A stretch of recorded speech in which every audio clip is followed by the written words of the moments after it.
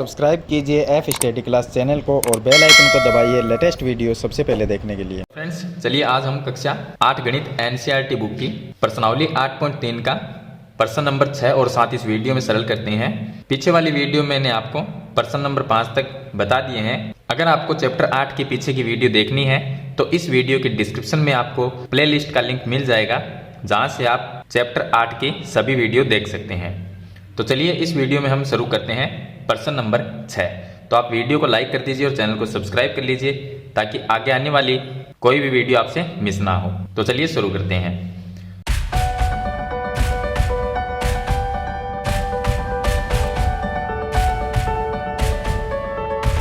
प्रश्न नंबर 6 में दिया गया है कि आरिफ ने एक बैंक से 80,000 रुपए का कर्ज लिया।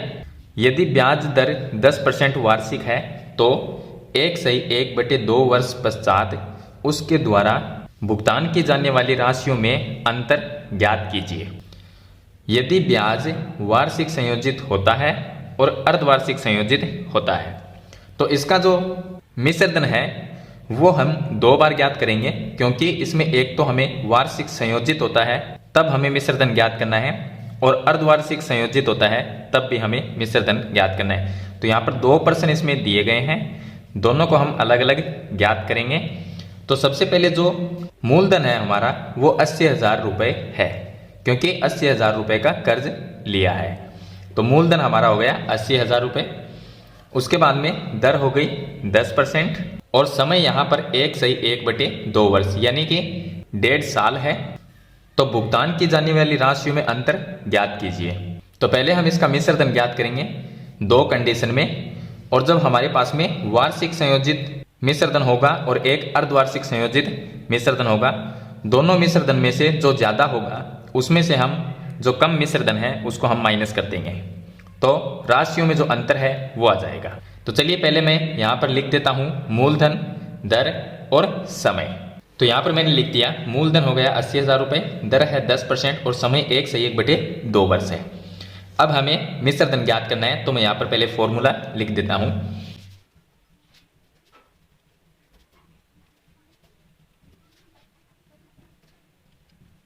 तो यहाँ पर मैंने फॉर्मूला लिख दिया है वार्षिक संयोजित में। पहले हम इसका ज्ञात करेंगे वार्षिक संयोजित में।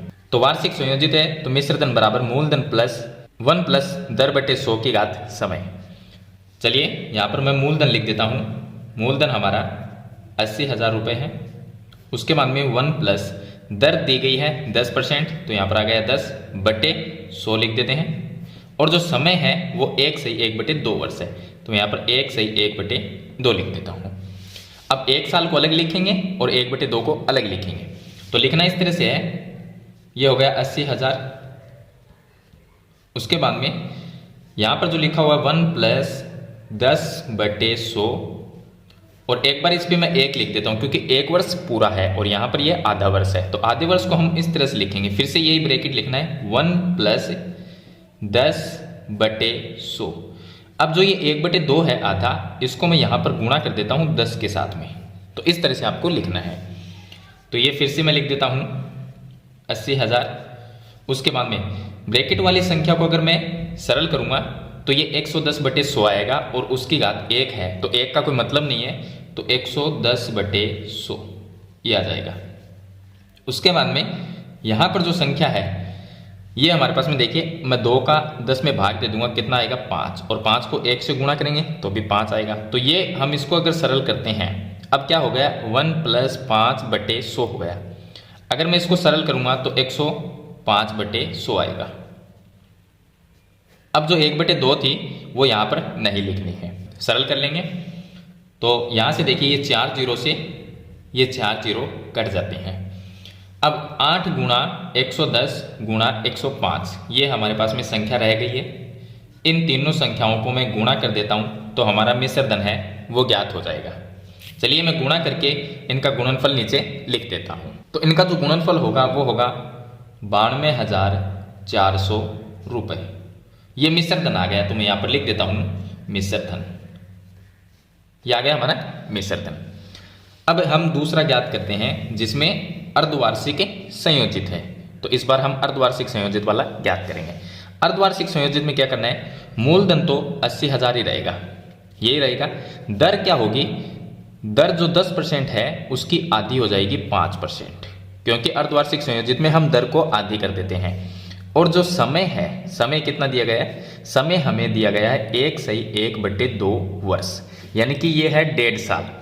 अब अर्धवार्षिक संयोजित में हम इसको 6 महीनों में देखते हैं कि 1.5 साल में 6 महीने कितनी बार आते हैं। तो 1 साल में 6 महीने 6 महीने आते हैं 2 बार, और 1.5 साल में कितनी बार आएंगे, 3 बार। तो इसको हम लिखेंगे 3 6 माही, ये लिखेंगे। और मूलधन हमारा 80,000 रुपये ही रहेगा। फॉर्मूला हमें ये मिश्र धन वाला यही फॉर्मूला लगाना है। तो मैं यहाँ पर लिख देता हूँ मिश्र धन बराबर होता है मूलधन। तो मूलधन की जगह मैं लिख देता हूँ 80,000। उसके बाद में 1 प्लस दर यहाँ पर लिखते हैं, तो दर 5% लिखनी है और इसके बट्टे में लिखना है 100। और जो समय है वो 1 से 1/2 नहीं लिखना, इसकी जगह 3 लिखना है, क्योंकि 1.5 साल में 3 बार 6 महीने आते हैं। तो यहाँ पर लिखना है 3। अब इसको हम सरल कर लेंगे तो ये हमारे पास में आ जाएगा 80,000 और गुणा में उसके बाद देखिए ब्रैकेट वाली संख्या को सरल करेंगे तो 105/100 आएगा। फिर हम इसकी घात 3 है, 3 का मतलब मैं इस ब्रैकेट को 3 बार लिख देता हूँ 105/100। फिर से एक बार और लिख देंगे 105/100। तो यहाँ पर तीनों के बीच में गुणा का चिन्ह सभी के बीच में। अब ये 4 जीरो है तो 2 जीरो ये कट जाएंगे और 2 जीरो ये कट जाएंगे। ऊपर वाली सभी संख्या को हम गुणा कर लेते हैं और फिर उसके बाद में 100 का भाग देते हैं।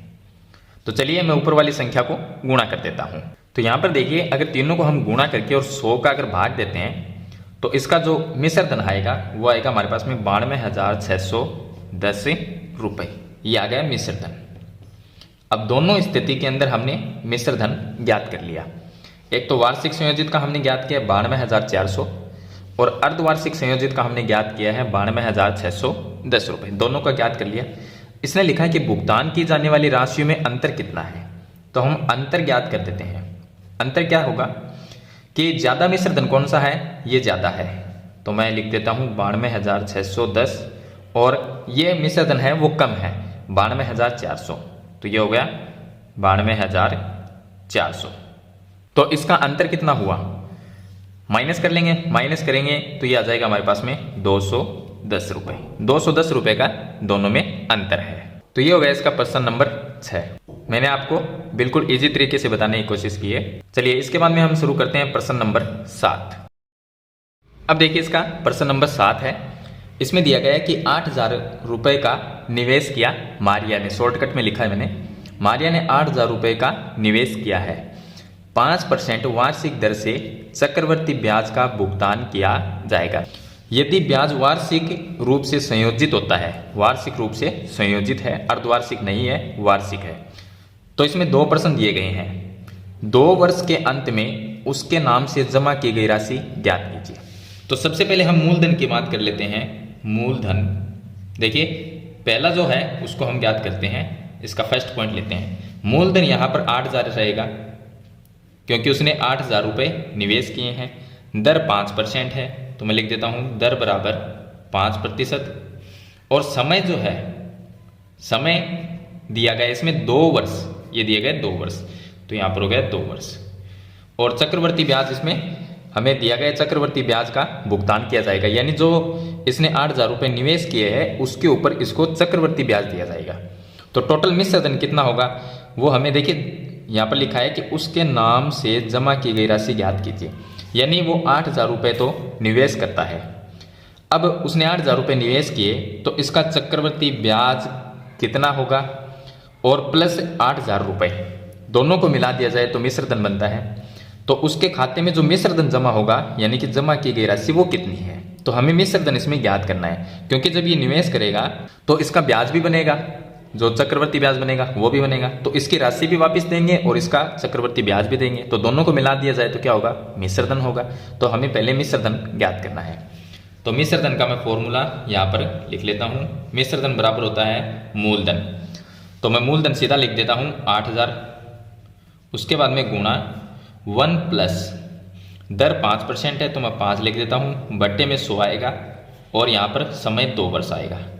अब इसको सरल कर लेते हैं तो ये हो गया 8000 गुणा में ब्रैकेट वाली संख्या को सरल करेंगे तो 105/100। अब यहाँ पर 2 लगा हुआ है तो इसको हमें 2 बार लिखना है। 105/100, 2 जीरो से ये 2 जीरो, 1 जीरो से ये 1 जीरो कट गया। अब 8 गुणा 105 गुणा 105, तीनों ऊपर वाली संख्या को गुणा कर लेते हैं, फिर 10 का भाग दे देंगे। तो ऊपर वाली तीनों संख्या को गुणा करेंगे तो ये आ जाएगा हमारे पास में 88,200 और इसके बट्टे में 10। अब मैं 10 का भाग दे देता हूँ, यानी 1 जीरो और कट जाएगा तो ये आ गया 8,820 रुपये। ये आ गया मिश्र धन, इसका मिश्र धन आया है। यानी जब वो 8,000 रुपये निवेश करेगा तो उसका जो चक्रवर्ती ब्याज मिलेगा वो 8,000 रुपये और उसका चक्रवर्ती ब्याज, उसको मिला के उसे 8,820 रुपये मिलेंगे। यानी कि जमा की गई राशि क्या होगी? 8,820 रुपये। अब इसका जो सेकंड क्वेश्चन है उसमें इसने दिया है कि तीसरे वर्ष का ब्याज ज्ञात कीजिए। अब 2 वर्ष का तो ये हो गया और तीसरे वर्ष का। अब ये जो मिश्र धन है, ये जो मिश्र धन है 8,820, अब ये मूलधन बन जाएगा क्योंकि उसके दूसरे 2 वर्ष हो गए, 2 वर्ष बाद में उसे इतने रुपए 8,820 रुपये वापस मिल गए। अब 1 साल के लिए और वो निवेश करता है, यानी तीसरे वर्ष के लिए, तो तीसरे वर्ष का ब्याज इसने लिखा है कि ब्याज ज्ञात करना है। तीसरे वर्ष का हम ब्याज ज्ञात करेंगे तो ये मूलधन बन गया। तो अब ब्याज ज्ञात करने का फॉर्मूला ये है, ब्याज बराबर होता है मूलधन गुणा दर गुणा समय बटे 100, ये होता है। तो यहाँ पर अब मूलधन बन जाएगा 8,820 रुपये, क्योंकि अब इस रुपए पे जो ये इतने रुपए हैं उनका ब्याज दिया जाएगा। तो मूलधन हो गया 8,820। उसके बाद में गुणा दर 5% है तो मैं लिख देता हूँ 5, और समय यहाँ पर आपको 2 नहीं लिखना है क्योंकि 2 वर्ष का तो हमने चक्रवर्ती जो मिश्र धन है वो हमने ज्ञात कर लिया 2 वर्ष का। तीसरे वर्ष का ज्ञात करना है तो 2 वर्ष का हमने कर लिया, तो 1 साल और रह गए तो 1 वर्ष वो हो जाएगा, और बट्टे में इसके 100 लिखना है। तो इसकी बात करें तो यहाँ पर इसका जो मूलधन है वो बन गया 8,820 रुपये, और यहाँ पर दर है वो 5% ही रहेगी, और इसका जो समय है यानी तीसरे वर्ष का वो कितना है? 1 वर्ष। आप 3 वर्ष मत समझना इस चीज़ को, क्योंकि 2 साल का तो हमने ज्ञात कर लिया 2 वर्ष का, और 1 वर्ष का और करना है, तो ये तीसरा वर्ष हो गया तो 1 वर्ष होगा। अब इस संख्या को हम सरल कर लेते हैं, तो 1 जीरो से मैं ये 0 काट देता हूँ। ऊपर वाली जो संख्या है 882 गुणा 5 गुणा 1, ऊपर वाली संख्या को गुणा करेंगे और 10 का भाग दे देंगे। तो इन तीनों संख्याओं का जो गुणनफल होगा वो होगा 4,410, बट्टे में इसके 10 आ जाएगा, तो 1 जीरो से ये 0 कट जाएगा, तो इसका जो ब्याज होगा वो होगा 441 रुपये। यानी कि तीसरे वर्ष का ब्याज है वो 441 रुपये होगा, और 2 वर्ष के अंत में उसे जमा की गई राशि जो मिलेगी वो 8,820 रुपये मिलेगी। तो ये है इसका प्रश्न नंबर 7। तो इस वीडियो में मैंने आपको प्रश्न नंबर 6 और प्रश्न नंबर 7 2 प्रश्न बताए हैं। वीडियो पसंद आए तो लाइक जरूर करना, और इस चैनल पे नए हैं तो सब्सक्राइब करना, साथ में बेल आइकन का बटन जरूर दबाना। तो आज की वीडियो में इतना ही, मिलते हैं एक नई वीडियो के साथ, तब तक के लिए थैंक यू।